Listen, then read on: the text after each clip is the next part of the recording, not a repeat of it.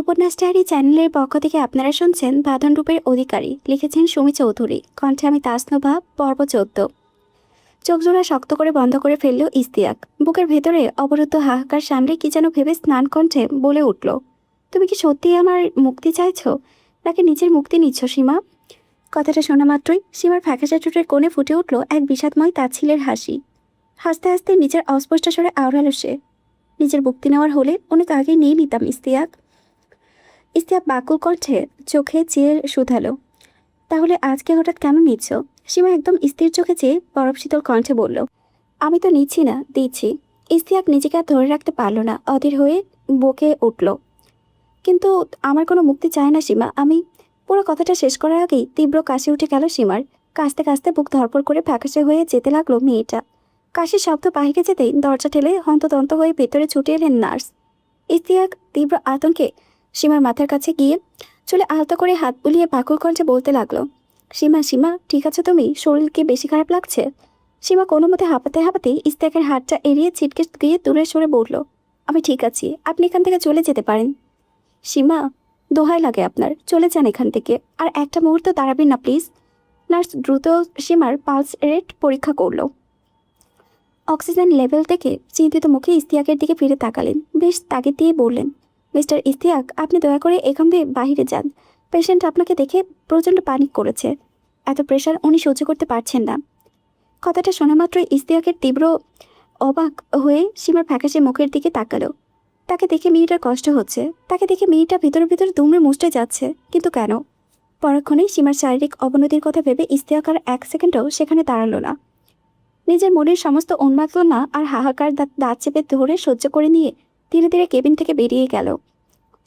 আত্মরা হয়ে গত 7 দিন ধরে রূপাকে উন্মাদের মতো খুঁজে চলেছে বাঁধন।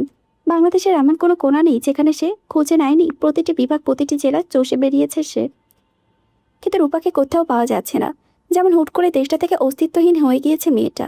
রজনী রহমান ইতিমধ্যে পুলিশের হেফাজতে নেওয়া হয়েছে, যে তার রিমান্ড আর চাপের মুখেও রাখা হয়েছে তাকে, কিন্তু তার মুখে একই টেপ রেকর্ডার বাজছে। সে নাকি কিছুই জানে না।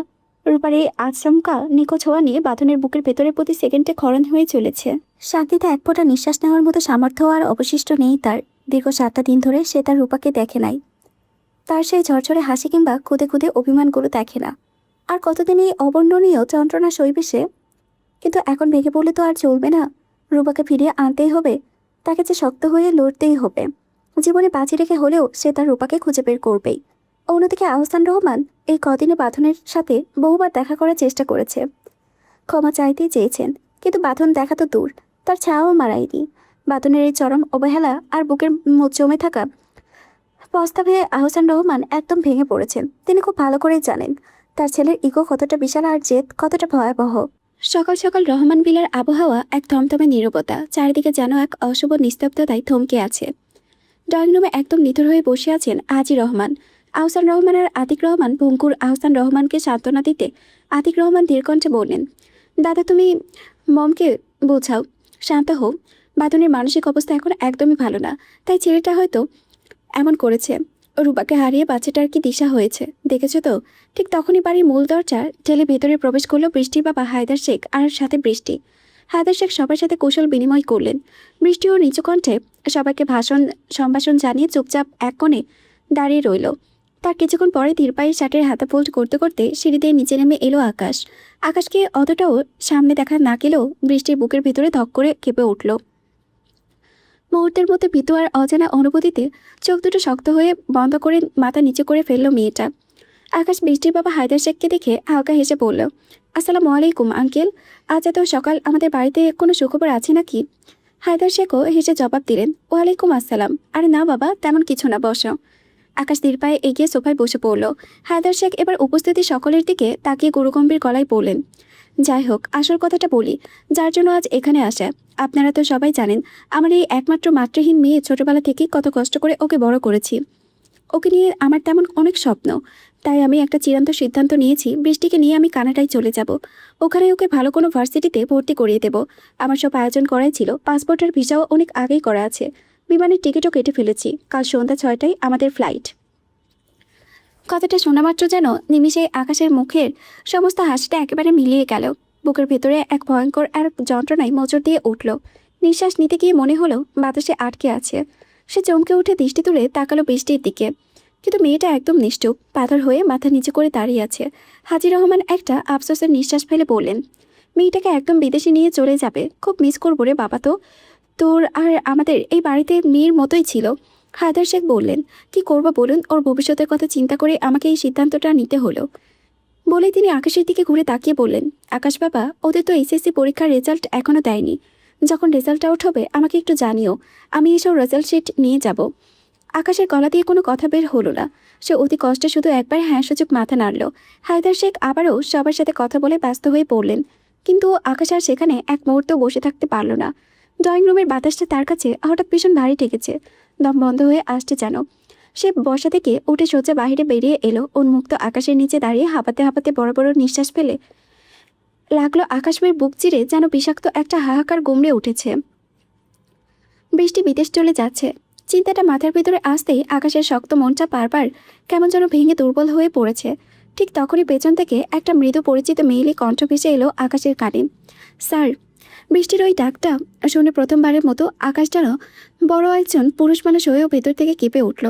সে নিজের মনের ঝড় গোপনে করে খুব স্বাভাবিক হওয়ার ভান করে বৃষ্টির দিকে তাকালো, থমথমে গলায় বলল, হ্যাঁ বৃষ্টি, কিছু বলবে? কথাটা শুনে অভিমানের এক চিলতে মেঘ জমে উঠল বৃষ্টির থমথমে মুখে। মেয়েটা মনে মনে কিঞ্চিত উষ্ট ফোলালো। সে কালকে দেশ ছেড়ে চলে যাচ্ছে, আর এই কথাটা এখনও সেই একই রকম রাশভারী অ্যাটিটিউড দেখিয়ে যাচ্ছে। কিছুক্ষণ দ্বিধাদ্বন্দ্বের পর নিজের কণ্ঠে সামনে নিয়ে বৃষ্টি বলল, স্যার, রূপার তো এখনও কোনো খোঁজ পাওয়া যায়নি, আর এমন একটা চরম পরিস্থিতিতেও বাবা আমাকে নিয়ে যাচ্ছে। আপনার কাছে আমার একটা অনুরোধ আছে, রূপার কোনো খোঁজ পেলে আপনি বাবার নাম্বারে ফোন করে আমাকে একটু জানাবেন প্লিজ স্যার, আমার এই অনুরোধটুকু রাখবেন। মেয়েটার করুণ নিষ্পাপ মুখের দিকে থমকে গিয়ে গভীর দৃষ্টিতে তাকালো আকাশ।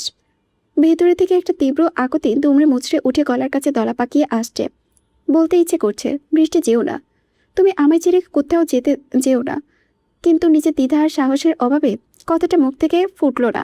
বিষাদে ভরা চোখে নিঃশব্দে তাকিয়ে আস্তে করে শুধু বলল, আচ্ছা। ভেতরে খুব কষ্ট পাচ্ছে বৃষ্টি, মনটা হু হু করে উঠেছে। তার লোকটা একবারও আটকালো না। কতটা পাথর মানুষ।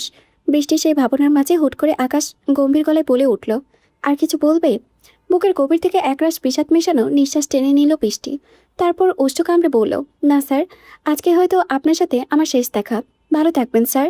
এতদিন আপনাকে অনেক চালিয়েছি, অনেক মেজাজ খারাপ করিয়েছি, সেগুলোর জন্য মাপ চেয়ে নিচ্ছি। আর হ্যাঁ, আমি যখন বহুদিন পর দেশে ফিরব তখন বোধহয় আমি পুপি হয়ে যাব। ভ্রুকুটি কুচকে তীব্র দৃষ্টিতে তাকালো আকাশ। মানে? বৃষ্টি হালকা একটা চিলতে ফিচকে হাসি হেসে বলল, না মানে স্যার, আমি তো অনেকদিন পর দেশে আসবো, এতদিনে আপনি আর সিঙ্গেল থাকবেন, নিশ্চিত আপনার বিয়ে হয়ে যাবে, সংসার হয়ে যাবে, এমনকি বাচ্চার বাবাও হয়ে যাবেন। তো আপনার বাচ্চা হলে আমি সম্পর্কে তো ফুপি হব, তাই না? কথাটা শোনা মাত্রই আকাশের দুই হাত রাগে কোপে মুষ্টিবদ্ধ হয়ে এলো। চোখ দুটো জ্বলে উঠল তার। এই মেয়ে মুখে কি ছাইপাস বলেছে এসব? যেই মেয়েটাকে সে সারা জীবনের জন্য নিজে বাচ্চার আম্মু বানাতে চায়, আর সেই মেয়ে কিনা সেদে সেদে তার বাচ্চার ফুপি হতে চাইছে। আকাশ তীব্র ইচ্ছে করছে বৃষ্টিকে টেনে এনে দুটো কড়া থাপ্পড় বসিয়ে দিতে, কিন্তু এখন আর সেই মুড বা সাহস কোনোটাই তার নেই।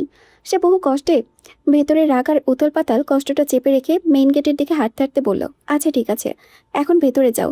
আর হ্যাঁ, একদম চিন্তা করো না, তোমাকে ফুপি বানাবো আমি। একরাশ তীব্র অভিমানে পাথরের মতো দাঁড়িয়ে রইল বৃষ্টি। লোকটার এই নিষ্ঠুর কেন? একটা মেয়ে চিরদিনের জন্য দূরে চলে যাচ্ছে, অথচ একটা বারের জন্য কি মুখ ফুটে বলতে পারলো না, বৃষ্টি যেও না, তুমি আমার কাছে থেকে যাও। বৃষ্টি মনে মনে শক্ত প্রতিজ্ঞা করে ফেলল, এই জীবনে সে আর এই পাষাণ লোকটার সাথে বলেও কথা বলবে না। এই লোকটার সাথে থেকে থেকে মহা আরি আজ থেকে। অবশেষে পরের দিন সন্ধ্যা 6টায় আয়াত শেখ বৃষ্টিকে নিয়ে কানাডার উদ্দেশ্যে উড়াল দিলেন। বৃষ্টি চলে গেল বহু বহু দূরে, কিন্তু যাওয়ার আগে আকাশ নামের রাজবাড়ি পুরুষটিকে একদম উন্মাদ বানিয়ে দিয়ে গেল। নিষ্পাপ মেয়েটা টেরও পেল না ওই লোকটার খোলসের ভেতরে তার জন্য কতটা উগ্র আর গভীর ভালোবাসা জমাদাতা ছিল। আকাশও তার চোখের আকুল ভাষা পড়ে বুঝতে পারল না, অথচ তার যে কত ইচ্ছে ছিল হাতটা ধরে বলতে, থেকে যেও না আমার আকাশে। অন্যদিকে হাসপাতাল থেকে ছাড়া পেতেই সীমা চলে গিয়েছে তাদের গ্রামের বাড়িতে। আর এদিকে ইস্তেয়াকের জীবনটা নরকতুল্য হয়ে উঠেছে। ঘরে তার মন টেকে না, বাইরে গেলেও বুক পেটে যায়, সব কিছুতেই যেন এক অসহ্য দম বন্ধ করা অনুভূতি।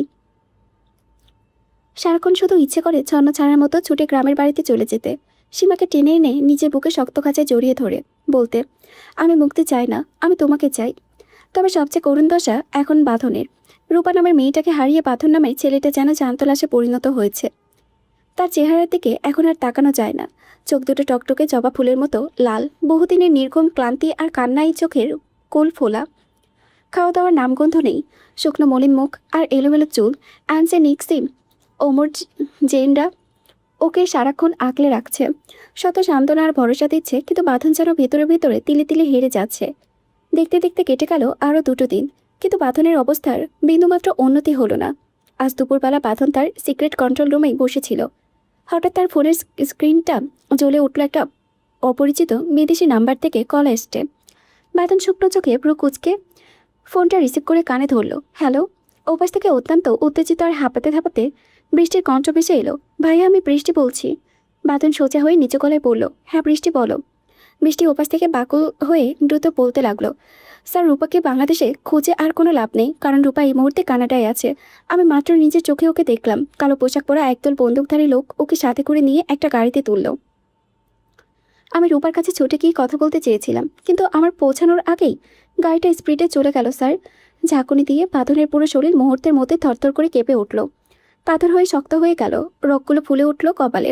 তার মানে রূপাকে অনেক আগে বাংলাদেশ থেকে সরিয়ে কানাডায় নিয়ে যাওয়া হয়েছে, আর সেই কারণেই সে টানা এতগুলো দিন ধরে এই দেশে আনাচে কানাচে উন্মাদের মতো খুঁজেও তার কোনো রূপার হদিশ পেল না।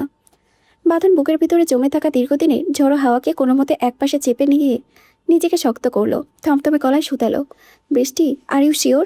ওপাশ থেকে বৃষ্টির শক্ত কণ্ঠে জবাব দ্রুত দিল, হ্যাঁ ভাইয়া, আমি 100% শিওর। আমি নিজের চোখে রূপাকে দেখেছি, ওটা আমাদের রূপাই ছিল। বাঁধন তাতে দাঁত চেপে বলল, ওকে বৃষ্টি, থ্যাংক ইউ সো মাচ। কথাটা বলে ফোনটা কেটে দিল সে।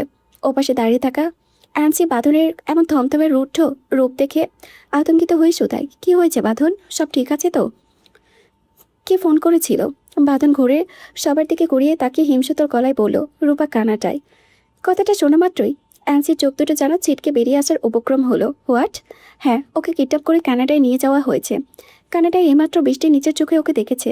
নিক্স দ্রুত এগিয়ে এসে চিন্তিত মুখে বলল, এখন কি করবি তুই? বাঁধনের চোখে আগুন যেন এক নিমিষে আরও হিংস্র হয়ে উঠল। শক্ত চোয়ালে সে বলল, আমাকে কানাডায় যেতে হবে। বলেই সে অখিলের দিকে ঘুরে কঠোর গলায় নির্দেশ দিল, অখিল, আমার পাসপোর্ট ভিসার ব্যবস্থা কর, ইমার্জেন্সি টিকিটের ব্যবস্থা কর। সব শুনে অখিল দিদা খানিকটা ইতস্তত করে শান্ত গলায় বোঝানোর চেষ্টা করলো, কিন্তু বাঁধন, তুই কি হুট করে কানাডায় গিয়ে কিছু করতে পারবি? এই দেশের আইন আর ওই দেশের আইন কিন্তু এক নয় ভাই। ওখানে গিয়ে তুই চাইলেই হুট করে তোর পাওয়ার বা ক্ষমতা দেখাতে পারবি না। যদি কিছু করতে চাস তবে কানাডায় মাফিয়া আর আইন দুটোই তোকে ঘিরে ফেলবে। আরও বড় ডেঞ্জারাস ঝামেলায় পড়ে যাবি তুই। অখিলের কথা শেষ হওয়ার আগেই বাঁধন রক্তচক্ষু নিয়ে তার কাঠের টেবিলে সজোরে খামচে ধরে গর্জে উঠল, তোকে আমি যা করতে বলেছি একদম তাই কর অখিল। আমি রূপাকে ফিরে পেতে আর বাঁচাতে হলে আমি যে কোনো রুট বা যে কোনো পথ বেছে নিতে রাজি। I don't care. অখিল আর এক মুহূর্ত কথা বাড়ালো না। দ্রুত গতিতে সব পাসপোর্ট ভিসা আর জরুরি এয়ার টিকিটের ব্যবস্থা করতে রুম থেকে বেরিয়ে গেল। বাঁধন অ্যান্সি, নিক্সি, ওমর আর জেনকে সাথে নিয়ে সোজা CID অফিসের দিকে রওনা দিল। DIG আলতাফ মাহবুবের কেবিনের দরজায় এসে দাঁড়িয়ে বাঁধন গম্ভীর কণ্ঠে বলল, আসবো স্যার? ভেতর থেকে আলতাফ মাহবুব কাগজপত্র থেকে মুখ তুলে তাকালেন। বাঁধনকে দেখে ব্যস্তভঙ্গিতে বললেন, হ্যাঁ বাঁধন, ভেতরে এসো। বাঁধন ধীর পায়ে ঘরে ঢুকে আলতাফ মাহবুবের সামনে একদম সোজা হয়ে দাঁড়িয়ে সেলুট ঠুকল। তারপর 2 হাত পেছনে রেখে একদম শান্ত কিন্তু শক্ত কণ্ঠে বলল, আসসালামু আলাইকুম স্যার, আপনার সাথে জরুরি কিছু কথা ছিল। আলতাফ মাহবুব কৌশল বিনিময় করে চশমাটা ঠিক করে বললেন, ওয়ালাইকুম আসসালাম, হ্যাঁ বলো, কি কথা? বাঁধন এক মুহূর্ত নীরব থেকে স্পষ্ট গলায় বলল, স্যার আমার স্ত্রী অর্থাৎ রূপার খোঁজ পাওয়া গিয়েছে। DIG আলতাফ মাহবুব আগে বাঁধন আর রূপার বিয়ের খবর জানতেন। বাঁধন নিজে তাকে সব বিস্তারিত বলেছিল। এতদিন পর রূপার খোঁজ পাওয়া গিয়েছে শুনে আলতাফ মাহবুব নিমিষেই বসা থেকে সোজা হয়ে দাঁড়ালেন। বেশ উৎফুল্ল নিয়ে বললেন, কোথায় রূপা? এখন বর্তমানে ও কোথায় আছে? বাঁধন সোজা তার চোখের দিকে তাকিয়ে বিষাদময় কিন্তু স্থির গলায় জবাব দিল, স্যার রূপা এখন কানাডায়। আলতাফ মাহবুব চমকে উঠে বললেন, হোয়াট? বাঁধন চোয়াল শক্ত করে উত্তর দিল, হ্যাঁ স্যার। আলতাফ মাহবুব কিছুটা চিন্তিত মুখে বললেন, বিষয়টা তো খুব জটিল দেখা যাচ্ছে। বাঁধন আর কোনো ইতস্তত না করে সরাসরি বলল, স্যার আমি কানাডায় যেতে চাই। আলতাফ মাহবুব বাধা দেওয়ার সুরে বললেন, কিন্তু বাঁধন, এই দেশের আইন আর ওই দেশের আইন এক নয়। তুমি চাইলেই সেখানে গিয়ে নিজের ক্ষমতা দেখাতে পারবে না। তাছাড়া ওইটা সম্পূর্ণ একটা অপরিচিত দেশ। ওখানে গিয়ে এইভাবে লড়াই করা আমাদের পক্ষে মোটেও সহজ হবে না। বাঁধনের চোয়াল আরও কঠিন ও শক্ত হয়ে আসে। সে স্থির ও দৃঢ় কণ্ঠে বলল, আমি এত কিছু জানি না স্যার। আমার স্ত্রীকে বাঁচানোর জন্য আমি সব কিছু সহ্য করতে পারবো। প্রয়োজনে পৃথিবীর শেষ প্রান্তেও যেতে পারি। আলতাফ মাহবুব গাম্ভীর্য নিয়ে চেয়ার টেনে বসলেন। চশমাটা খুলে টেবিলের ওপরে রেখে 2 হাতে আঙ্গুল টেবিলে বুনে আবারও বাঁধনকে শান্ত করার চেষ্টা করলেন। বাঁধন, তুমি আগে শান্ত হও। এতটা উত্তেজিত হলে কিন্তু কোনো সমাধান বের হবে না। আমার কোনো অনিয়ন্ত্রিত গ্যাংস্টার নয় যে পৃথিবীর কোনো আইন কানুন মানব না। আমার দায়িত্বশীল সরকারি কর্মকর্তা। সরকার আমাদের যা নির্দেশ দেবে আমাদের সেটাই মেনে চলতে হবে। বাঁধন তার তীক্ষ্ণ ও রক্তিম দৃষ্টি আলতাফ মাহবুবের দিকে নিবদ্ধ করে তাতে দাঁত চেপে বলল, তাহলে আপনি কি বলতে চাইছেন স্যার? আমি কানাডায় যেতে পারবো না? একটা ভারী দীর্ঘশ্বাস ফেলে চেয়ারের পেছনে ফেলে হেলান দিয়ে আলতাফ মাহবুব, দেখো বাঁধন, বাস্তব কথা বোঝার চেষ্টা করো। এই দেশের আইন আর ওই দেশের আইন পুরোপুরি আলাদা। তুমি বাংলাদেশের পুলিশের একজন দায়িত্বশীল এসপি। একজন এসপি হয়ে বিদেশে গিয়ে তুমি এমন কোনো কদম নাও যা আন্তর্জাতিক আইনি জটিলতা তৈরি করে, তাহলে সেটা কিন্তু আর তোমার স্রেফ ব্যক্তিগত বিষয় থাকবে না। এটা তখন সরাসরি সরকারি বিষয় হয়ে দাঁড়াবে। আর এর পরিণতিতে তোমার ওই উজ্জ্বল চাকরিটাও চলে যেতে পারে। কথাটা শেষ হওয়ার সাথে সাথেই চরম আক্রোশ আর রাগে কাঠের টেবিলে সজোরে খামচে ধরল বাঁধন। রাগে তার কপালের শিরাগুলো স্পষ্ট টান টান হয়ে উঠল। হাতের রগগুলো ফুলে উঠল। তার বুকের ভেতরে নিঃশ্বাস ভারী হয়ে থেকে আরও ভারী হয়ে আসতে লাগলো। আর দুটো লাল চোখে স্থির হয়ে রইল আলতাফ মাহবুবের থমথমে মুখের উপরে। দাঁতে দাঁত চেপে চির হিসিয়ে কিন্তু অটল কণ্ঠে সে বলে উঠল, আমার পুরো পৃথিবী আজ ওই দেশের বিপদের মুখে দাঁড়িয়ে রয়েছে স্যার। আমার শ্বাস আমার বেঁচে থাকার একমাত্র কারণ ওই চরম বিপদের মধ্যে আটকে আছে। আর আমি কিনা সামান্য একটা চাকরির ভয়ে সেখানে যেতে পারবো না? এক মুহূর্ত থেমে বাঁধন বুক চিরে একটা গভীর দীর্ঘশ্বাস নিল। তারপর ঘুরে ঘর কাঁপিয়ে বজ্রকণ্ঠে চরম ঘোষণাটি দিয়ে দিল, ওকে ফাইন, করবো না আমি এই চাকরি। এই যাওয়াত অধীর বাঁধন সোজা নিচ থেকে এই মুহূর্তে বাংলাদেশের পুলিশের এসপি পদ থেকে পদত্যাগ করছি।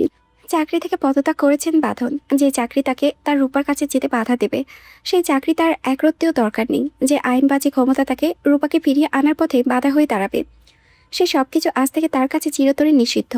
রাত তখন বড় নিস্তব্ধ। নিঝুম চারিদিক থেকে শুধু শিয়ালের হাঁকার চেঁচে পোকার একঘেয়ে শব্দ ভেসে আসছে।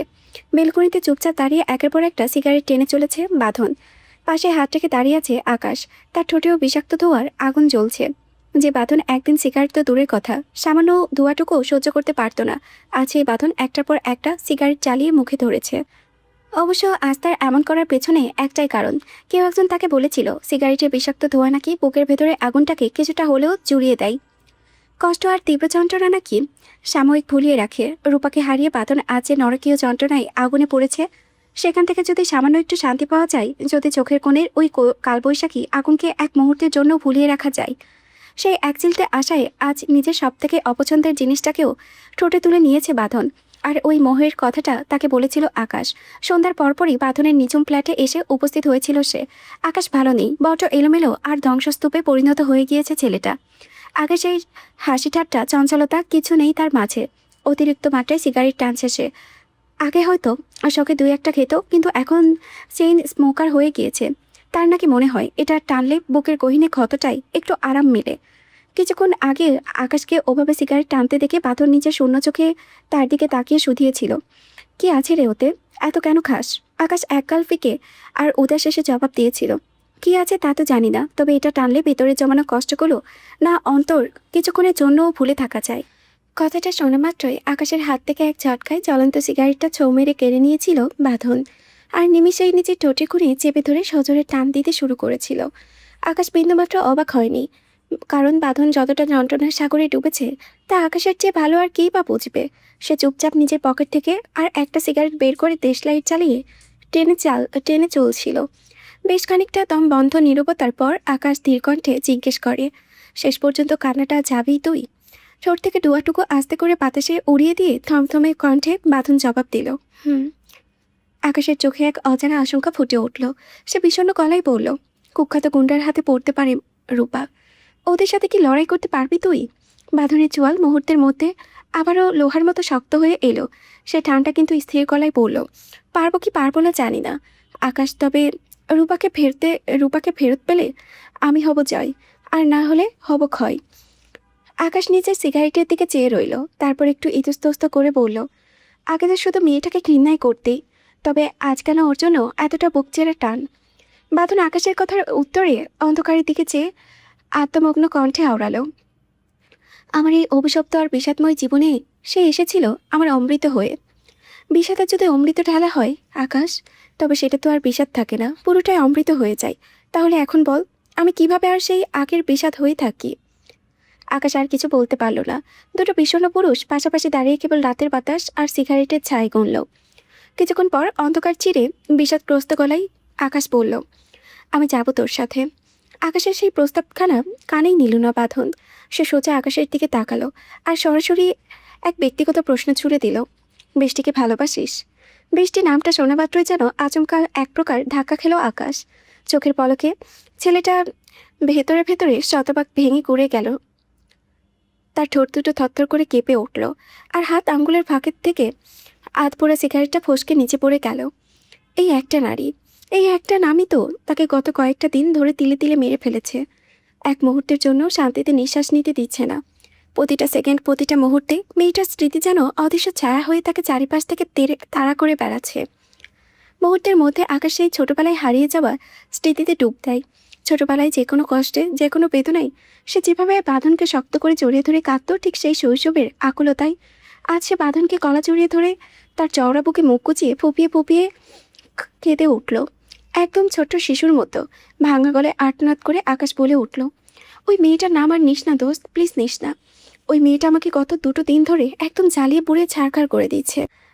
আমি যেখানেই যাচ্ছি, যার দিকেই তাকাচ্ছি, ওই মেয়েটার মায়াবী চেহারাটা আমাকে তাড়া করে বেড়াচ্ছে। আমি শান্তিতে একটা নিঃশ্বাস পর্যন্ত নিতে পারছি না বাঁধন। আমি জীবনে কখনো এত বড় বৃষ্টিভাবে ভেঙে পড়িনি, যতটা বৃষ্টি দূরে চলে যাওয়াতে ভেঙে পড়েছি। বাঁধন নিজের ভেতরে সমুদ্র তোলপাড় করছে, কিন্তু সে নিজেকে শক্ত রাখল।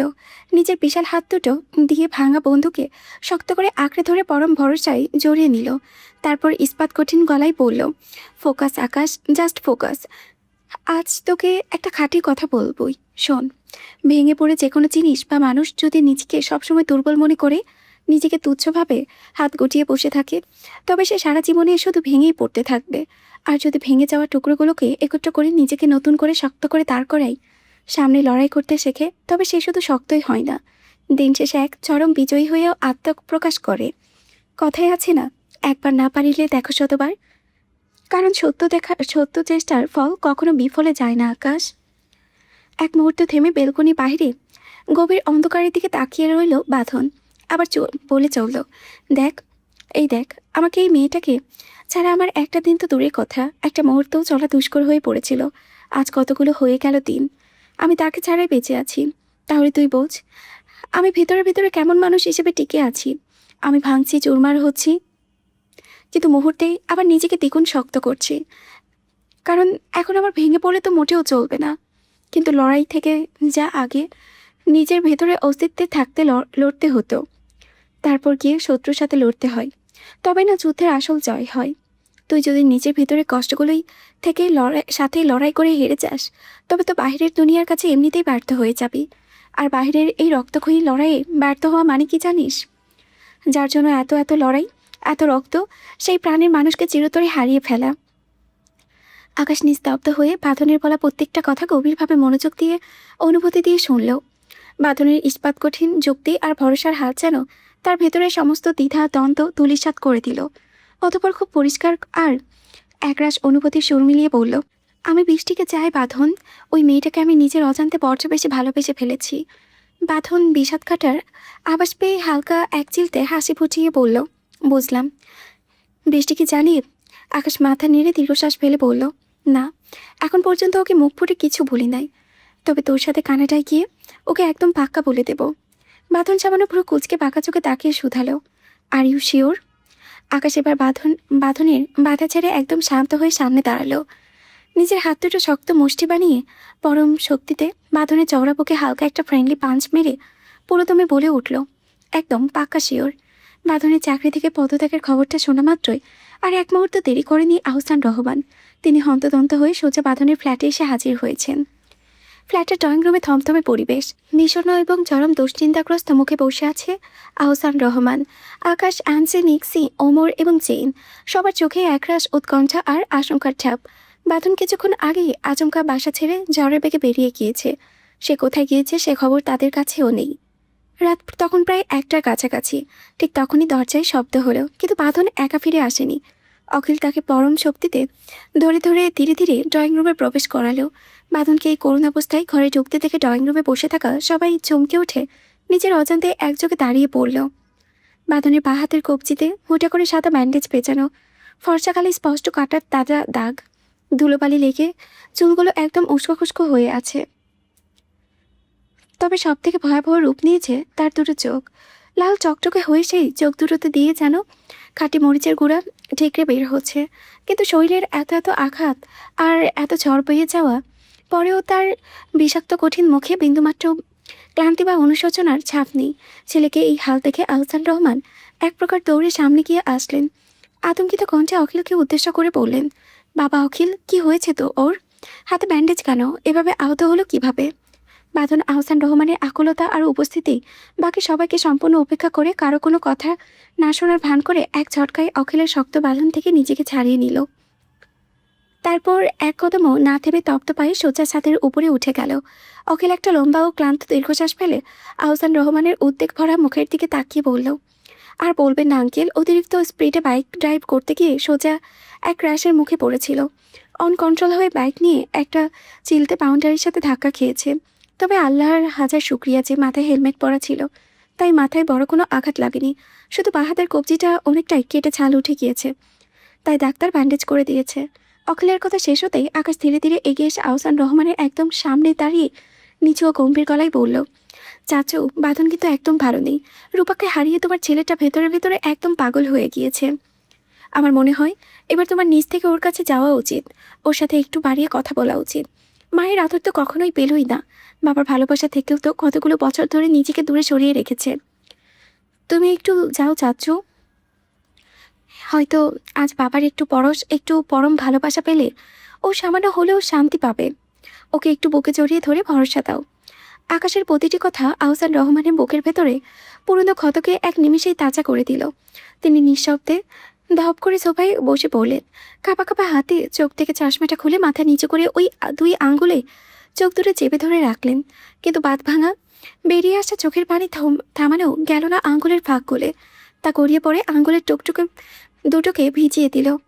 আজ নিজেকে পৃথিবীর সবচেয়ে ব্যর্থ আর অপরাধী বাবা বলে মনে হচ্ছে তার। আকাশ তার সামনে হাঁটু গেড়ে বসল। সে আহসান রহমানের হাত দুটো ধরে মিনতির সুরে বলল, চাচু, তুমি এভাবে ভেঙে পড়লে তো চলবে না। তুমি যদি ভেঙে পড়ো তবে এই চরম বিপদের দিনে ওকে সাহস দেবে কে, ভরসা জোগাবে কে বলো? নিজেকে একটু শক্ত করো প্লিজ। আমার কথাটা একটাবার মন দিয়ে শোনো তুমি। সোজা ছাদে যাও, ওর পাশে গিয়ে শান্ত হয়ে কটা ভালো কথা বলো।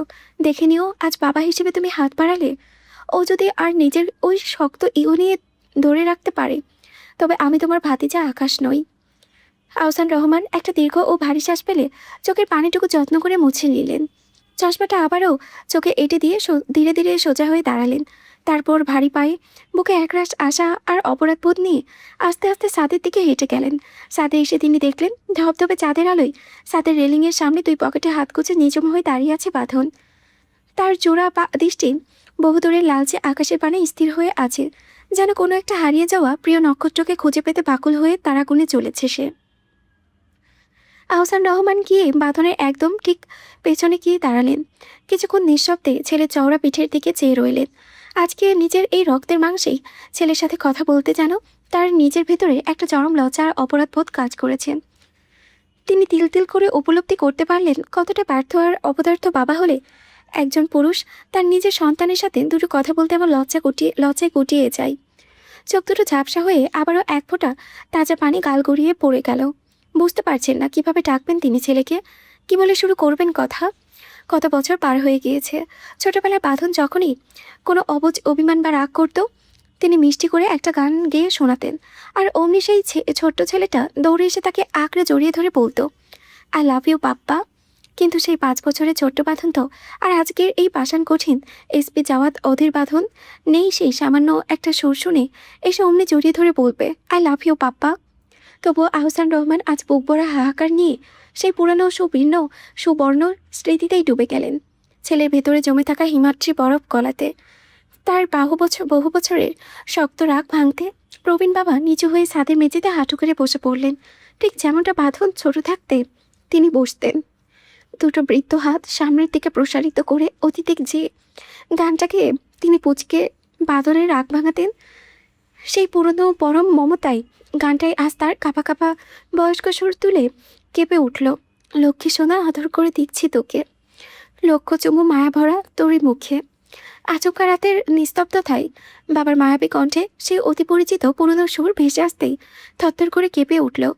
গানটা কান ভেদ করে সোজা মস্তিষ্কে পৌঁছাতেই পুরো শরীর এক অদ্ভুত শিহরণে শিউরে উঠল।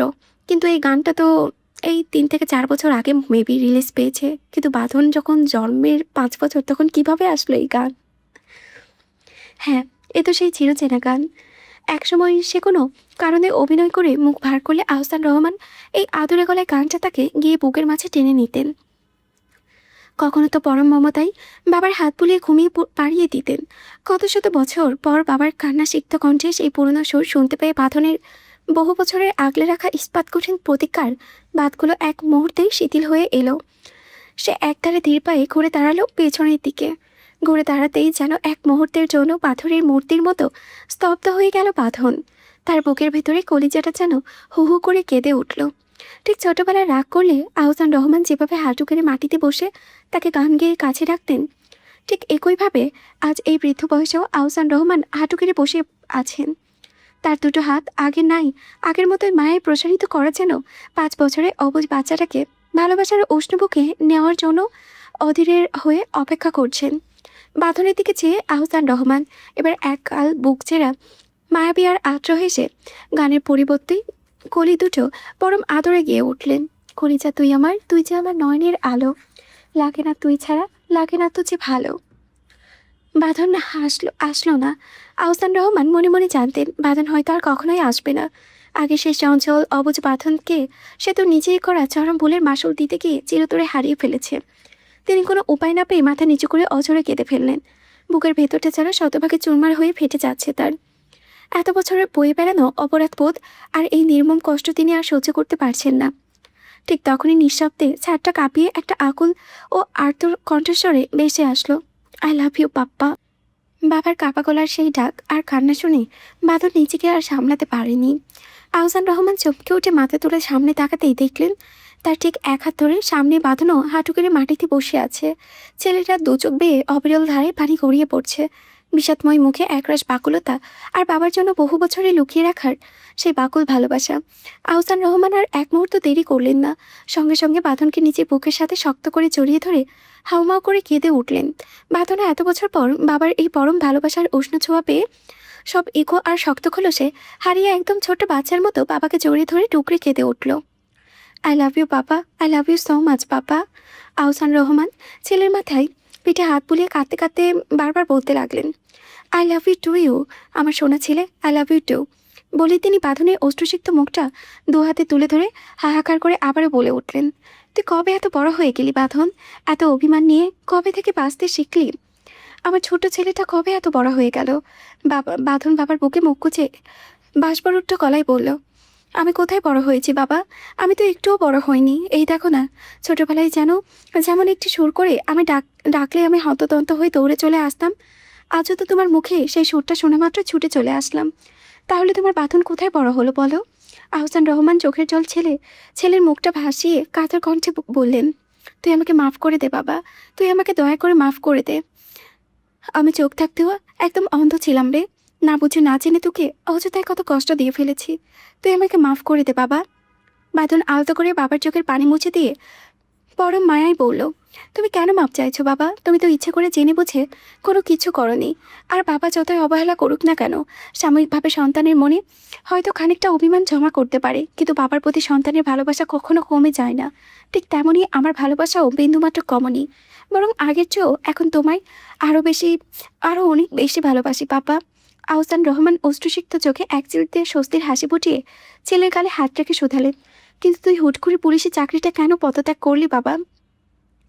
কথাটা শোনা মাত্রই বাঁধন এতক্ষণের চেপে রাখা শক্ত বাঁধনটা যেন আবারও চুরমার হয়ে ভেঙে গেল। সে আদ্র ও বাকল গলায় বলে উঠল, বাবা, আমি রূপ কানাডায় আছে আমার। আমি জানি সেখানে ও কেমন আছে, কোন নরকে ওকে আটকে রেখেছে।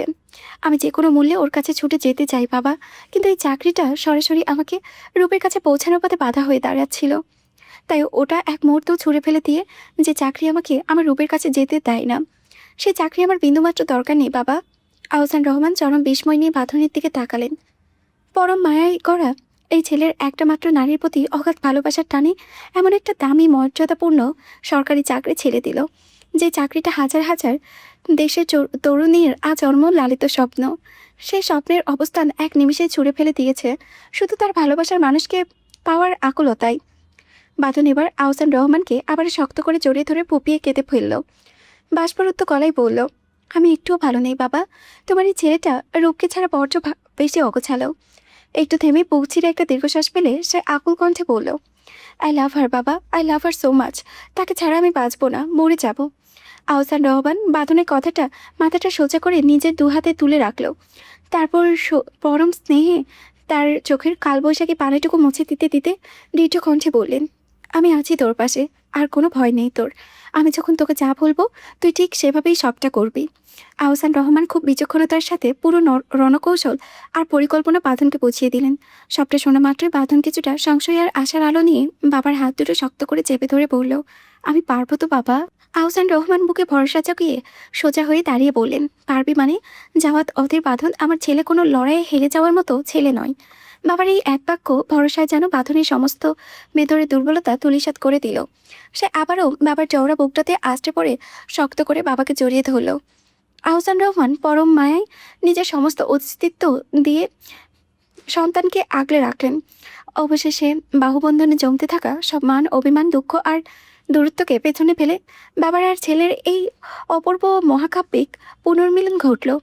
আর নীরব রাতে নিঝুমে আকাশের অগন্তি জলচলে তারা সাক্ষী হয়ে রইল বাবা আর ছেলে এই শাশ্বত ভালোবাসার। কিছুদিন পর দুপুরে কড়া রোদটা যেন একটু বেশি গা জ্বলিয়ে দিচ্ছে।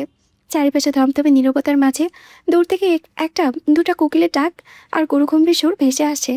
সীমা পুকুর পাড়ে বাঁধানো বাঁশের চাঙ্গের উপরে চুপচাপ বসে আছে, দুটো পা নিচু পানে ঝুলানো। তার বিষণ্ণ দৃষ্টি বহুদূরের শূন্যতায় হারিয়ে গিয়েছে। হয়তো নিজের ক্ষয়ে যাওয়া ভাগ্যের নির্মম লেখায় মনের কানভাসে মেলাচ্ছে সে। হঠাৎ করে এই সীমা ঠিক পাশে কে যেন ধপ করে বসে পড়ল। হালকা জীর্ণ বাঁশের চাঙ্গাটা সজোরে নড়ে উঠল। সীমা চমকে উঠে বিস্ময় নিয়ে তাকালো পাশে। আর তাকাতেই তার বুকের ভেতরে হৃদস্পন্দনটা যেন এক মুহূর্তে থমকে গেল। পাশে আর কেউ নেই, ইস্তিয়াক। ঠিক এভাবেই পা ঝুলিয়ে তার একদম গা ঘেঁষে বসে আছে সে। সীমা পলকহীন চোখে বার কয়েক পিটপিট করে তাকালো। ইস্তিয়াক এই ভরদুপুরে এই নিঝুম গ্রামে সে কি স্বপ্ন দেখছে না তো? মনের খটকা মেটাতে নিজের হাতে সজোরে একটা চিমটি কাটল সীমা। ব্যথার শরীর রেড়ি করে উঠল, কিন্তু পাশের মানুষটা মিলিয়ে গেল না। তার মনে একটা কোনো অলৌকিক স্বপ্ন নয়, ইস্তিয়াক সত্যি সত্যি তার পাশে বসে আছে। সীমার এমন থতমতো ভাবনার মাঝেই ইস্তিয়াক খুব স্বাভাবিক গলায় শুধালো, কেমন আছো? সীমা চোখ শুরু করে ভ্রু কুঁচকে অবিশ্বাস্য গলায় বলল, আপনি আপনি আমাদের এই গ্রামে? ইস্তিয়াক একটা আড়মোড়া ভেঙে ঠুলো ঠুলো চোখে হাই তুলতে তুলতে বেশ আভিজাত্যের ভাব নিয়ে বলল, ওই আসলে বউটার জন্য খুব মনটা কেমন কেমন করছিল তো, তাই আর থাকতে না পেরে বউকে এক নজর দেখতে সোজা চলে আসলাম। সীমা তন্দা খেয়ে বলল, আপনার বউ? ইস্তিয়াক কান চুলকে বিরক্তির সুরে বলল, কানে একটু কম শোনো নাকি হে? সীমা নিজেকে সামনে নিয়ে চট করে গিয়ে বলল, সব ঠিকই শুনছি, কিন্তু আপনার বউ মানে আপনার বউ আবার এই আজপড়া গায়ে কে হতে যাবে শুনি? ইস্তিয়াক সীমার দিকে এক দৃষ্টিতে তাকিয়ে বাঁকা হেসে বলল, আমার বউকে চেনো না তুমি? সীমা বুক চিরে একটা অভিমানের নিঃশ্বাস ফেলে অন্যদিকে মুখ ঘুরিয়ে নিয়ে কাঠখোট্টা গলায় বলল, না চিনি না। ইস্তিয়াক এবার সীমার একদম কাছে সরে এসে বেশ রসিয়ে রসিয়ে বলল, আচ্ছা ঠিক আছে, না চিনলে আমি ভালো করে চিনিয়ে দিচ্ছি। এই সামনের একটা ছোট্ট একতলা বাড়ি আছে না, সেখানে সাইফুল শরীয়তের এক মেয়ে থাকে, নাম তার সীমা ফুলটুসি। আর ওই মেয়েটাই হচ্ছে আমার খাঁটি বউ। কি এবার চিনতে পেরেছো, নাকি অন্য কোনো উপায়ে চিনিয়ে দিতে হবে? ইস্তিয়াকের মুখে নিজের এমন বিচিত্র পরিচয় শুনে চোখ দুটো বড় বড় করে অবাক হয়ে তাকালো সীমা। পরক্ষণে অভিমানী মুখটা অন্যদিকে ঘুরিয়ে নিয়ে বলল, আমার নাম সীমা ফুলটুসি না, আমার নাম মাহরিমা আয়াত সীমা। ইস্তিয়াক নাচরবান্দার মতো মাথা নেড়ে বলল, ও আচ্ছা, ঠিক আছে। এবার আবার নতুন করে বলছি, এই সামনেই একটা ছোট একতলা বাড়ি আছে না, সেখানে সাইফুল শরীয়তের একটা মেয়ে থাকে, নাম তার মাহরিমা আয়াত সীমা। আর ওই মেয়েটাই হচ্ছে আমার খাঁটি বউ। কি এবার চিনতে পেরেছো, নাকি অন্য কোনো উপায়ে চিনিয়ে দিতে হবে? সীমা পাকা চোখে তার দিকে তাকিয়ে ঝেড়ে কেসে বলল, আমি আপনার বউ নই। ইস্তিয়াক এবার সীমার একদম কানের কাছে মুখটা নিয়ে ফিসফিসিয়ে বলল, আচ্ছা তাই, তাহলে সীমা বেবি চলো সোজা রমে যাই, একটু অন্য কিছু করে বুঝিয়ে দেই তুমি আসলে আমার কে হও। কথাটা শোনা মাত্রই লজ্জায় কান দুটো ঝাঁঝা করে উঠল সীমার। এই ইস্তিয়াক হুট করে এমন নির্লজ্জ আর অসভ্য মার্কা কথা কেন বলছে? সে বাসের চঙ্গা থেকে এক লাফে নিচে নেমে ইস্তিয়াককে বড় একটা ভেঙচি কাটলো, তারপর চটচলতি বাড়ির দিকে হাঁটা ধরে গজগজ করে বলল, একটা অসভ্য। ইস্তিয়াক ও চাঙ্গা থেকে এক লাফে নিচে নেমে পড়ল, দুই হাতে পেছনের দিকে বেঁধে বেশ আয়েস করে সীমার পেছনে হাঁটতে হাঁটতে বলল, ও মা, তুমি তো দেখি সত্যি সত্যি রুমের দিকেই যাচ্ছ। আমি তো কথার কথা বলেছিলাম, এখন থেকে তুমি একদম রেডি। ওকে, নো প্রবলেম। তুমি যখন যাবেই তখন আমি না গিয়ে থাকতে পারি বলো? সীমার হাঁটার গতি বাড়িয়ে দিয়ে পেছনে না তাকিয়ে ধমকে সুরে বলল, এই আপনি এত অসভ্য কবে থেকে হলেন বলুন তো? এসব ফালতু কথা বলতে একটু লজ্জা করছে না আপনার? ইস্তিয়াক সীমার সমান্তরালে হাঁটতে হাঁটতে একাল হেসে বলল, সভ্যই তো ছিলাম ম্যাডাম, কিন্তু আপনি শান্তিতে সভ্য থাকতে দিলেন কই? সীমার হাঁটার গতি আরও বাড়িয়ে দিয়ে অভিমানী সুরে চড়িয়ে বলল, আমি আবার আপনার কি করলাম? আপনি তো আমার থেকে মুক্তি চেয়েছিলেন, তাই তো আমি নিজ থেকে আপনার জীবন ছেড়ে চলে এসেছি। ইস্তিয়াক এক চিলতে দীর্ঘশ্বাস ফেলে গম্ভীর গলায় বলল, ওই কাজটাই তো সব থেকে বড় ভুল করেছেন। আপনি ভেবেছিলেন আপনি চলে এসেছেন, মোটেও না। বরং চলে এসে আমাকে আরও গভীরভাবে আপনার ছায়ায় টেনে নিয়েছেন। সীমা আবার লজ্জা আর রাগে মাথার ওড়নাটা একটানে এনে পুরো মুখটা ঢেকে ফেলল, তারপর ওড়নার ভিতর থেকে গজগজ করতে করতে বলল, আমি কাউকে নিজের লাইফে টেনে নিইনি। এখন দয়া করে আপনি আমার পিছু ছাড়ুন তো। খামোখা আমার পেছনে কেন নিয়েছেন? ইস্তিয়াক চট করে সীমার মুখের উপরে ঠেকে রাখা ওড়নাটা এক কোনায় আলতো করে টান মেরে ধরে সীমার সাথে তাল মিলিয়ে হাঁটতে হাঁটতে মিষ্টি সুরে গেয়ে উঠল, ও কেন গো? ডাইকোনা ডাইকোনা যৌবন রঙ্গিয়া কাপড় দিয়া, এই বয়সে মরবে শেষে গরমে পুড়িয়া। আমায় করাইস তো পাগল। কানাডার শহরগুলো রূপা যেন এক ভিন্ন দুনিয়ায়, যেখানে আধুনিকতার চরম উৎকর্ষের সাথে প্রকৃতির অপার সৌন্দর্য একদম মিশে আছে। সুউচ্চ কক্ষের স্কাইক্রপারে ব্যস্ত প্রশস্ত রাস্তা আর ঝলমলে আলো রোশনায় ঠিক পাশেই দেখা মিলল শান্ত লেক, পাইন বন আর হিমেল বাতাসে কেমন ছোঁয়া। তীব্র শীতের বরফের চাদরে ঢাকা স্তব্ধ সাদা মেজাজ হক কিংবা শরতের লাল কমলা তুষারপাতসম পাতায় মোড়ানো চারিপাশ। কানাডার শহরগুলো যেমন এক একটা ভীষণ গোছানো এবং শান্ত, তেমনি ভিতরে ভিতরে লুকিয়ে রাখে এক গভীর রোমাঞ্চকর রহস্য। সুন্দর পরিচ্ছন্ন এক ধবধবে রূপ। ঘরে এক কোণে টেবিলে চেয়ার পাতা, আর সেখানে বসে অত্যন্ত নিখুঁত ও যত্নশীল হাতে ক্যানভাসে পেন্সিল ঘষে চলেছে এক রমণী। সে খুব মনোযোগ দিয়ে এক পুরুষের শান্ত মায়াবী ঘুমন্ত ছবি আঁকছে। পেন্সিলের প্রতিটি টানে যখনই পুরুষটির রূপ ক্যানভাসে ফুটে উঠেছে, তখনই পরম তৃষ্ণার্ত চোখে ছবিটির দিকে তাকাচ্ছে রমণী। যতবারই দেখছে ততবারই ভালোবাসার তীব্র টানে তার বুকের ভেতরটা যেন হাহাকার করে শূন্য হয়ে যাচ্ছে। আর আমাদের এই বিষাদময় রমণীটি অন্য কেউ নয়, স্বয়ং রূপা, ওরূপে ইথান প্রেসিয়া। গত কয়েকদিন ধরে কানাডায় অচেনা শহরে এক চার দেওয়ালের মাঝে তাকে সারাদিন বন্দি করে রাখা হয়েছে। নির্দিষ্ট সময়ে নিয়ম করে ট্রলি ভর্তি খাবার ঘরে পৌঁছে যায় ঠিকই, কিন্তু এর বাহিরে ওপাশে মুক্ত পৃথিবী দেখার সাহস সুযোগ নেই তার। ঘরটা বোধহয় কোনো বিখ্যাত শিল্পীর ছিল, তাই আর্ট পেপার, ক্যানভাস, হরেক রকমের রঙের তুলি আর স্কেচ পেন্সিলের কোনো অভাব ছিল না। তাই এই একাকিত্বের এই কোমট বাসিন্দাই বসে বসে রূপা একাই চলেছে তার স্বপ্নের পুরুষ। রূপা পেন্সিলটা হাতে নিয়ে আবার ছবিটার দিকে অপলক দৃষ্টিতে তাকিয়ে রইল। কত কত দিন ধরে এই ভালোবাসার মুখটা সচক্ষে দেখে না সে। এই মুখটাতে একবার হাত ছোঁয়ানোর জন্য, একটু ছোঁয়া পাওয়ার জন্য তার ভেতরটা যেন দমড়ে মুচড়ে ছারখার হয়ে যাচ্ছে। আর সেই ছবিটি পুরুষটির জন্য অন্য কেউ নয়, স্বয়ং জাওয়াত অধীর বাঁধন, রূপার তিন কবুল বলা স্বামী। রূপা মৃদু কাঁপা কাঁপা হাতে বাঁধনের মায়াবী চোখের পাতা দুটো আর্ট পেপারে আরেকটু সুন্দর করে ফুটিয়ে তুলতে তুলতে আনমনে আর বাকুল কণ্ঠে ফিসফিস করে বলল, আপনি ঘুমালে এতটাই মায়াময় লাগে যে আপনার এই নিস্তব্ধ সৌন্দর্যকে কাগজে ফুটিয়ে তুলতে আমার কেটে গেল দীর্ঘ 20 দিন। আপনার ঘুমন্ত মুখের প্রতিটি রেখা, প্রতিটি শান্তির ছোঁয়া ভাবতে ভাবতে আঁকতে আঁকতে কখন যে হৃদয়ের অজান্তেই আপনাকে বড্ড ভালোবেসে ফেলেছি তা আর নিজেও বোঝাতে পারিনি। আমি তো সেই হতভাগী মেয়ে যে আপনার এই নিঃশব্দ ঘুমের মাঝেই নিজের আস্তে ভালোবাসার গল্পটা খুঁজে পেয়েছি। লাভ ইউ আমার ঘুমন্ত রাজকুমার। বলতে বলতে রূপা ছবিটা বুকের কাছে কাছে জড়িয়ে ধরে ডুকরে কেঁদে উঠল। নোনা জল গড়িয়ে ক্যানভাসের উপরে পড়তে লাগলো। বাঁধন কোথায় আপনি? আপনার রূপ আপনাকে খুব মিস করছে। হঠাৎ দরজায় সজোরে খটকা শব্দ। রূপা চমকে উঠে তাড়াতাড়ি করে চোখের পানি মুছে ফেলল। দ্রুত হাতে পরম যত্নে আঁকা ছবিটা টেবিলের অন্য পাশে লুকিয়ে ফেলে একদম স্বাভাবিক হয়ে বসল সে। ধীরে ধীরে ড্রয়িং রুমের ভেতরে ভারী জুতোর শব্দে হাঁটতে হাঁটতে এক বয়স্ক পুরুষ এসে দাঁড়ালো রূপার সামনে। সেই লোকটা আর কেউ নয়, রজনীর পুরনো প্রেমিক মুবিন। আর তার ঠিক পেছনে পেছনে ছায়ার মতো আরেকজন এসে দাঁড়ালো। এই পুরো শহরে কুখ্যাত মাফিয়া ড্যানি। সবাই তাকে এক নামে ড্যানির মাফিয়া বলেই চেনে। বয়স 50-এর কৌটায় পৌঁছালেও তার হৈহুল্লোড় আর চলাফেরা দেখলে একদম 27 বছরের ফুটফুটে যুবকের মতোই মনে হয়। এই বিষাক্ত দুই লোকের সামনে দেখে রূপা নিজে থেকেই একটু কুটিয়ে গেল। ডানি ধীর পায়ে হেঁটে রূপার কাছে এসে দাঁড়িয়ে ধূর্ত হেসে বলল, কি করছো সুইটহার্ট? রূপা তার দিকে তপ্ত রাগে দৃষ্টিতে তাকালো। ডানি মিথ্যে ভয় পাওয়ার ভান করে বুকে হাত দিয়ে বলল, ওরে বাপরে সুইটহার্ট, তোমার এই চোখ দুটো তো দেখে তো আমি সত্যি খুব ভয় পেয়ে গেলাম। রূপা আর কোনো কথা বাড়ালো না, চরম ঘৃণায় নিজের চোখ দুটো অন্যদিকে ঘুরিয়ে নিল। ঠিক তখনই এক রূপসী মেয়ে হাতে বিশাল একটা বিলাসবহুল শপিং ব্যাগ নিয়ে ঘরে প্রবেশ করলো। ডানি একবার মেয়েটার দিকে তাকালো, তারপর রূপার দিকে ঘুরে রহস্যময় হেসে বলল, সুইটহার্ট চটপট তৈরি হয়ে নাও তো। আজকের এই শুভ আর বিশেষ দিনটার কথা তোমার হয়তো খুব ভালো করে মনে আছে, তাই না? ডানের কথাটা কানভেদ করতেই চমকে ওঠে রূপা। সঙ্গে সঙ্গে তার মনে পড়ে গেল আজকের তারিখটার কথা। আজ এই ভয়াল ডানির সাথে তার জোরপূর্বক বিয়ের দিন। ভাবতে রূপার সারা শরীর আতঙ্কে শিউরে উঠল, হাত পায়ে বরফের মতো ঠান্ডা হয়ে আসতে লাগলো। আসলে পুরো ব্যাপারটা বুঝতে পারেনি তো? তাহলে চলুন বুঝিয়ে বলছি।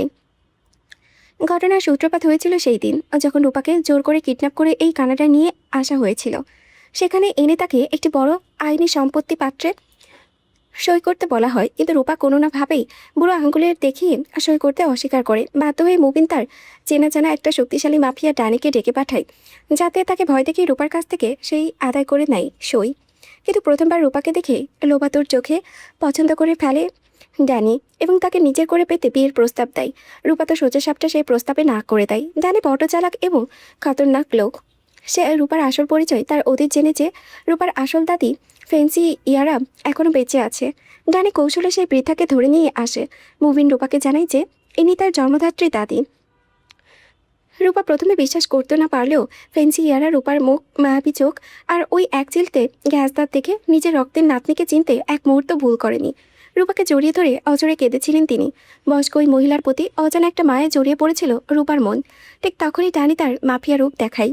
ফেন্সি ইয়ারাকে বাঁধন পাড়া অবস্থায় জিম্মি করে রূপাকে স্পষ্ট জানিয়ে দেয় যে রূপা ডানিকে বিয়ে করতে রাজি না হলে তবে তার চোখের সামনে ওই বৃদ্ধা দাদিকে পিটিয়ে মেরে ফেলা হবে। এই অসহায় দাদির অকুলতা রূপা বাধ্য হয়ে সেই নরকসম বিয়েতে রাজি হয়ে যায়। ডানি আর মুবিনের ভেতরে মেপে ডিল হয়েছে। রূপাকে বিয়ে করার পর ডানি জোর করে ওর সই নিয়ে নেবে। চুক্তি অনুযায়ী সম্পত্তি পেয়ে যাবে। মুবিন আর রূপাকে চিরতরে নিজে বন্দি করে দেবে মাফিয়া ড্যানি। রূপা আর নিজের চোখের জল ধরে রাখতে পারল না। অযোধ্যায় কাঁদতে কাঁদতে আকুল কণ্ঠে বলে উঠল, আপনি কেন বুঝতে পারছেন না? আপনি বয়সে আমার বাবার মতো। আর আমি তো একজন বিবাহিতা মেয়ে, আমার হাজব্যান্ড আছে। হাজব্যান্ড শব্দটা শুনতেই ডানি মেজাজ চড়ে গেল। সে সজোরে সামনে কাঠের টেবিলে লাত্তি মেরে গর্জে উঠল, এই পুরনো স্বামীর কথা চিরতরে ভুলে যাও সুইটহার্ট। এখন থেকে আমি হব তোমার একমাত্র শুরু আর তোমার শেষ। আমার কাছে এসো, সোনার সিংহাসনে বসিয়ে দেব, রাজরানী বানিয়ে রাখবো তোমাকে। রূপা বুক চেরা হাহাকার নিয়ে বলল, আমি আপনার কোনো রাজরানী হয়ে থাকতে চাই না, দয়া করে আমাকে ছেড়ে দিন আপনারা প্লিজ। মুবিন এবার বিরক্তি নিয়ে সামনে এগিয়ে এলো, ধমকের সুরে বলল, আরে তুমি খামোখা এত কাবলি খাচ্ছ কেন বলো তো? একদম ভুলে যেও না যে তোমার বুড়ো দাদি এখনও আমাদের কবজায় বন্দি। বাবা মাকে তো বহু আগেই হারিয়েছি, এবার কি দাদিকেও নিজের জেদের কারণে চিরতরে হারাতে চাও? যদি বুড়োকে জানতে দেখতে চাও তবে বেশি নাটক না করে চুপচাপ রেডি হয়ে নিচে এসো। কথাটা বিষের মতো ঠেকালো রূপার কানে। মুবিন আর ড্যানিয়েল ঘর থেকে বেরিয়ে গেল। রূপা একাকে নিস্তব্ধ ফ্লোরে ধপ করে বসে হাউমাউ করে কেঁদে উঠল। কেন জানে তার মন বারবার বলছে ফেন্সি ইয়ারা সত্যি তার নিজের দাদি। ওই প্রবীণ বৃদ্ধার চোখে সে তো তার নিজের রক্তের টানায় স্পষ্ট কান্না দেখেছিল, খাঁটি ভালোবাসার মায়া দেখেছে। তাকে কিভাবে নিজের চোখের সামনে মূর্তে দেখবে সে? অবশেষে রূপাকে বধূ বসে রেডি করানো হলো। কোনো প্রতিবাদ না করে একটা প্রাণহীন পুতুলের মতো বসে রইল। দেখে মনে হচ্ছে মেয়েটার শরীরে প্রাণটুকু হয়তো আছে, কিন্তু ভেতরের সমস্ত অনুভূতি আর স্মৃতি যেন বরফে জমা হয়ে গিয়েছে। রেডি করে রূপাকে ধরে ধরে নিচে নিয়ে বিয়ের বিলাসবহুল মণ্ডপে নিয়ে যাওয়া হলো। প্রতিটি সেকেন্ডে রূপার ভেতরে আত্মাটুকু দুকে দুকে মরে যাচ্ছে। মনে মনে সে তার সবটুকু অস্তিত্ব দিয়ে বাকুল হয়ে ডেকে চলেছে তার বাঁধনকে। বাঁধন, কোথায় আপনি? এসে বাঁচান না আমাকে, আপনার রূপাকে। আশেপাশে কোনো হেভিওয়েট অতিথি টেবিলগুলোকে আটটায় মত্ত। তারা অবাক চোখে দেখছে এক 50 বছর বয়সী দাপুটে পুরো কীভাবে তার অর্ধেকেরও কম বয়সের এক অপরূপা 19 বছরের তরুণীকে বিয়ে করেছে। দৃশ্যটা অনেকের কাছে অদ্ভুত, অবিশ্বাস্য আর হাস্যকর মনে হলেও কেউ মুখ ফুটে টু শব্দটিও করার সাহস পেল না। কারণ ড্যানির মাফিয়া ক্ষমতার দাপট এ শহরে সবারই জানা। ড্যানি পরম অহংকারে রূপার হাতটা চেপে ধরে স্টেজে গিয়ে উঠল, কিন্তু স্টেজে পা রাখতেই হঠাৎ রূপার চোখ দুটো সামনে টিস্যুটার উপরে আটকে গেল। সে এক মুহূর্তের জন্য একদম স্তব্ধ হয়ে দাঁড়িয়ে পড়ল।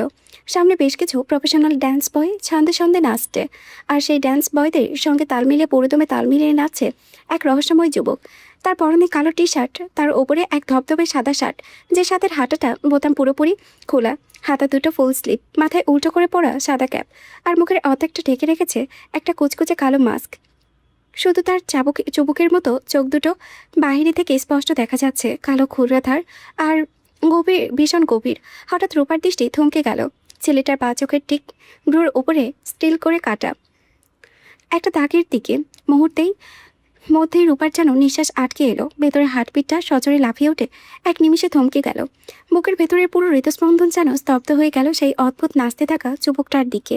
ড্যানি রূপাকে নিয়ে স্টেজে গিয়ে বসলো। চারিপাশে তখনও তুমুল শব্দ পাচ্ছে, মিউজিক, প্রফেশনাল ডান্স, তার সঙ্গে একই ছন্দে নাচতে থাকা রহস্যময় যুবকটির দিকে একদৃষ্টে তাকিয়েছে রূপা। যতই তাকাচ্ছে ততই মনে হচ্ছে ছেলেটা তার ভীষণ চেনা, খুব কাছের, বড় আপন। ঠিক তখনই ঠাস ঠাস ঠাস পরপর কয়েক রাউন্ড গুলির বিকট শব্দে যেন কেঁপে উঠল পুরো স্টেজ হল। মিউজিক মুহূর্তেই চাপা পড়ে গেল প্রচণ্ড গুলির শব্দে। একের পর একটা বুলেট গিয়ে আঘাত করতে লাগলো দেওয়ালে, ঝাড়বাতি, কাচের শোকেস আর স্টেজের চারিপাশে। কাঁচ ভেঙে চারদিক ছিটকে পড়েছে। দামি সাজসজ্জা মুহূর্তের মধ্যেই চুরমার হয়ে যেতে লাগলো। চারিদিকে হুড়োহুড়ি পড়ে গেল। আতঙ্কে চিৎকার করে যেদিকে পারছে দৌড়ে পালাতে শুরু করলো অতিথিরা। কয়েক সেকেন্ডের মধ্যেই আনন্দমুখর পরিবেশটা পরিণত হলো বিভীষিকাময় এক যুদ্ধক্ষেত্রে। হতভম্ব হয়ে চারিপাশে তাকিয়ে গর্জে উঠল ড্যানি। হোয়াট দ্য হেল, এসব কি হচ্ছে? গুলি কে করছে? গুলির তীব্রতা আরও বাড়তে লাগলো। ভয়পুরো শরীর কাঁপতে শুরু করলো রূপার। দুই হাত দিয়ে কান চেপে শক্ত করে চোখ বন্ধ করে ফেললো। চারিপাশে দ্রুত দৃষ্টি বুলিয়ে নিজের সশস্ত্র গার্ডদের দিকে তাকালো জানি। পরের মুহূর্তে বিস্ময়ে তার চোখ বড় হয়ে গেল। তার নিজের লোকেরাই চারিদিকে নির্বিকারে গুলি চালিয়ে সবকিছু ধ্বংস করে দিচ্ছে। রাগে উন্মুক্ত হয়ে চিৎকার করে উঠল, এই কি করছিস তোরা? থাম বলছি, তোদের সাহস তো কম না। কিন্তু তার গর্জন যেন কারো কানেই পৌঁছালো না। কেউ একেবারে জন্য তার দিকে তাকালো না। সবাই যেন অদৃশ্য কারো নিদর্শনে মেনে নিচ্ছে, একের পর এক গুলি চালিয়েই যাচ্ছে। সেই বিশৃঙ্খলার মাঝেই রূপার নিঃশব্দে পেছনে এসে দাঁড়ালো একজন কেউ। একটি রুমাল আলতো করে চেপে ধরে তার নাকে, মুখের ওপরে তীব্র এক ঝাঁঝালো গন্ধ নাকে ঢুকতেই কয়েক সেকেন্ডের জন্য ছটফট করে উঠল। তারপর ধীরে ধীরে ঝাপসা হয়ে যেতে লাগলো চারিপাশ। বাড়ি হয়ে এলো চোখের পাতা। সবশেষের মতো দূরে দাঁড়িয়ে থাকা সেই রহস্যময় যুবকটির অস্পষ্ট অবয়ব চোখে পড়তেই সম্পূর্ণ অবচেতন হয়ে পড়ল রূপা। এরপর কি ঘটেছিল তার কিছুই আর জানা হলো না। ধীরে ধীরে জ্ঞান ফিরল রূপার। চোখ মেলে তাকাতেই নিজেকে একটি পরিষ্কার পরিচ্ছন্ন, প্রশস্ত ও অভিজাত রুমের নরম বিছানায় শুয়ে থাকতে দেখল। চারিপাশটা অদ্ভুত রকমের নিস্তব্ধ, এতটাই নিস্তব্ধ, নীরব যে নিজের শ্বাস প্রশ্বাসের শব্দও স্পষ্ট শোনা যাচ্ছে। মাথাটা এখনও কেমন ভারী লাগছে, মনে হচ্ছে অনেকক্ষণ ঘুমিয়েছিল। হঠাৎ নিজের দিকে তাকাতেই থমকে গেল রূপা। তার পরনে আর আগের সেই ভারী বধূবেশে নেই। পরনে রয়েছে আকাশি নীল রঙের একটি স্লিভলেস স্কার্ট, বডিলেস এবং লং হোয়াইট গাউন। পুরো গাউন জুড়ে ছড়িয়ে আছে সাদা ফুলের নকশা।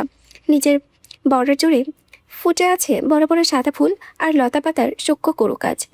তার উপরে পরা একটি দুধে সাদা হালকা রঙের শিফনের একটি স্ট্রাক ঢিলেঢোলা 3/4 কিমানো স্টাইল হাতা স্ট্রাকটিতে আরও আভিজাত করে তুলেছে। সামনের দিকে কোমরের কাছে বাঁধা একটি বড় সাদা বো পুরো পোশাকটিতে এনে দিয়েছে এক কোমল স্নিগ্ধ ও নান্দনিক সৌন্দর্য। অবাক বিস্ময়ে বড় হয়ে গেল চোখ। এত সুন্দর পোশাক সে জীবনে খুব কমই দেখেছে। কয়েক মুহূর্তের জন্য যেন কথা বলার ভাষায় হারিয়ে ফেলল সে। ঠিক তখনই হাতে হালকা সুরসুরি অনুভব করলো।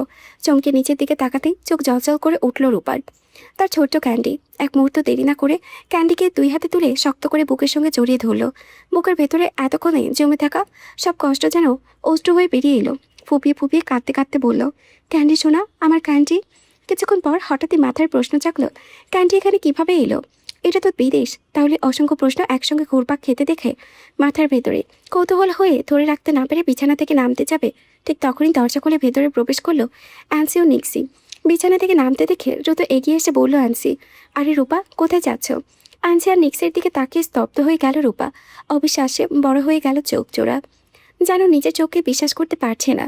পরের মুহূর্তেই আনন্দ, বিস্ময় আর আবেগে চিৎকার করে উঠল, অ্যান্সি আপু, নিক্সি আপু।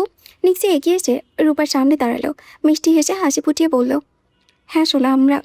অবিশ্বাসে কাঁপতে লাগলো রূপার চোখ, তোতলাতে তোতলাতে বলল, কিন্তু তোমরা এখানে কিভাবে? মৃদু হেসে উত্তর দিল অ্যান্সি, তোমার হীরের সঙ্গে এসেছি। কথাটা শুনে পুরো কুচকে তাকালো রূপা, কিছুই বুঝতে পারল না। তার মুখের অভিব্যক্তি দেখে হেসে বলল আবার অ্যান্সি, মানে বাঁধনের সঙ্গে এসেছি। বাঁধন নামটা কানে পৌঁছাতেই যেন মুহূর্তের মধ্যে থমকে গেল পৃথিবী। বুকের ভেতরটা হঠাৎ করে কেঁপে উঠল রূপার। হৃদস্পন্দন একবারে প্রচণ্ড বেগে লাফিয়ে ওঠে। পরক্ষণেই যেন থমকে গেল। বাঁধন এসেছে।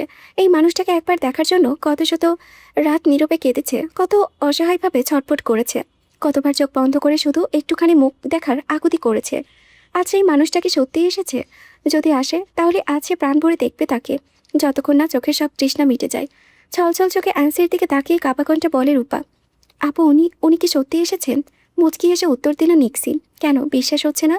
তাহলে নিচে গিয়ে দেখো, তোমার হিরো নিচেই আছে। আর এক মুহূর্ত দেরি করলো না রূপা, প্রায় দৌড়ে রুম থেকে বেরিয়ে এলো। সামনে পড়তেই সিঁড়ির দিকে ছুটে গেল। এক নিঃশ্বাসে সিঁড়ি বেয়ে নিচে নেমে এলো, কিন্তু নিচে পা রাখতেই আচমকা থমকে গেল, যেন কেউ মুহূর্তের মধ্যে তার সমস্ত শরীর পাথর বানিয়ে দিয়েছে। অবিশ্বাসে ধীরে ধীরে বড় হয়ে উঠল তার চোখ দুটো। সামনে দৃশ্যটা দেখে যেন নিজের চোখকে বিশ্বাস করতে পারছে না। রূপার বুকের ভেতরটা ধক করে উঠল। বিশাল হলরুমের মাঝখানে হাঁটু করে বসে আছে মুবিন আর ড্যানি।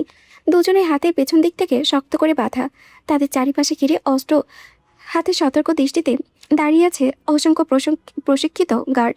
আর তাদের ঠিক সামনে দুই হাত প্যান্টের পকেটে ঢুকিয়ে নিশ্চিন্তে ভঙ্গিতে দাঁড়িয়ে আছে সেই রহস্যময় যুবক। তাকে দেখেই আবার থমকে গেল রূপা। এবার তার সাজটা আগের থেকে কিছুটা আলাদা। ধবধবে সাদা শার্টের ফুল স্লিভ হাতা, দুটো কোণে পর্যন্ত গোটানো। মাথার সাদা ক্যাপটাও এবার সোজা করে পরা। মুখের অর্ধেকটা এখনও ঢেকে রেখেছে সেই কুচকুচে কালো মাস্ক। কিন্তু এবার আরও একটা বিষয় চোখে এড়ালো না, দুই কবজির ঠিক নিচে থেকে শুরু করে বাহু পর্যন্ত কালো টাটু আঁকা। ঘাড়ির দুই পাশে জুড়েও রয়েছে কালো টাটুর নকশা। অজানা একটা শিহরণ বয়ে গেল সারা শরীরে। নিঃশ্বাস যেন ধীরে ধীরে ভারী হয়ে আসছে। কে এই যুবক? কেন তাকে দেখলেই বুকের ভেতরটা এভাবে কেঁপে ওঠে? কেন বারবার মনে হয় এই মানুষটা তার খুব চেনা, খুব আপন? হাঁটু গেড়ে বসে থাকা ডানির আগে দাঁতে দাঁত চেপে তাকালো যুবকটির দিকে। তুই এসব ভালো করছিস না, তুই জানিস না আমি কে? কথাগুলো শুনেও মুখের কোনো ভাবান্তর হলো না যুবকটির। একই রকম স্থির দৃষ্টিতে তাকিয়ে থেকে শান্ত কণ্ঠে বলল, তোকে চেনার প্রয়োজন নেই আমার। পাশ থেকে ক্ষোভে গর্জে উঠল মুবিন। আছে, তুই জানিস না এই ডানি, এই শহরের ডানির নাম শুনে কাঁপে। আর তুই সেই ডানির সঙ্গে পাঙ্গা নিচ্ছিস। ডানি একজন বিখ্যাত মাফিয়া। মুবিনের কথা শেষ হতেই যুবকটির চোখে তীব্র শীতলতা নেমে এলো। ঠান্ডা নির্লিপ্ত কণ্ঠে বলল, ও যদি বিখ্যাত হয়?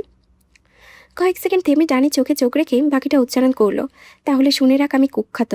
রাগি কবে ফুসতে ফুসতে তাতে দাঁত চেপে বলল ডানি, তুই কে আর তুই কি চাস? ধীরে ধীরে নিচু হয়ে ডানির মুখে একেবারে কাছে ঝুঁকে এলো যুবকটি। কালো মাস্কের আড়াল থেকে খুদে তার চোখ দুটো সরাসরি গেঁথে দিল তার চোখে। কয়েক সেকেন্ড কোনো কথা বলল না, শুধু তাকিয়ে রইল। তারপর ঠান্ডা কণ্ঠে বলল, আমি যা চাই তুই সেটা দিবি। এক মুহূর্তেও দেরি না করে বলে উঠল ড্যানি, হ্যাঁ বল, কত টাকা চাস? কয়টা ফ্ল্যাট চাস? যা চাইবি সব দেব। হালকা করে মাথা কাত করলো যুবকটি। মাস্কের আড়ালেও যেন ঠোঁটের কোণে বিদ্রুপের হাসি ফুটে উঠল। ইন্টারেস্টিং। একটু থেমে আবার বলল, আমি কি একবারও বলেছি আমার টাকা চাই কিংবা ফ্ল্যাট? কথাটা শুনে কয়েক সেকেন্ড চুপ করে রইল ড্যানি। তারপর কপাল কুঁচকে বলল, তাহলে তুই কি চাস? আবারও একবারে ধীরে ধীরে চোখে এলো যুবকটি। এবার দুজনের মুখের দূরত্ব মাত্র কয়েক ইঞ্চি।